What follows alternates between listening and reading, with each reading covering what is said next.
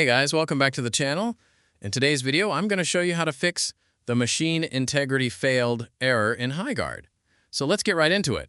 First, open the Start menu and click on Settings. Once you're in Settings, go to Windows Update. From here, select Advanced Options, then click on Recovery. Under Advanced Startup, click Restart Now. Your PC will now restart and bring up a blue recovery screen. On this screen, click on Troubleshoot.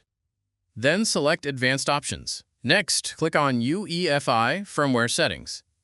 Now click Restart again.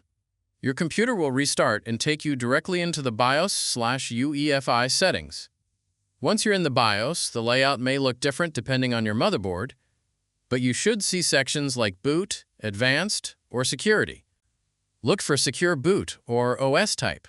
In the OS Type option, select Windows UEFI mode from the drop-down menu. Make sure that Windows UEFI mode is enabled. On some systems, this may simply appear as enabling Secure Boot, so make sure Secure Boot is turned on. After confirming that Windows UEFI mode or Secure Boot is enabled, go to Exit. Click on Save Changes and Exit. Your computer will now reboot back into Windows. Once you're back in Windows, launch Highguard again. The machine integrity failed issue should now be fixed, and the game should start normally. And that's it. If this video helped you fix the issue, don't forget to like, subscribe, and leave a comment if you have any questions. Thanks for watching, and I'll see you in the next video.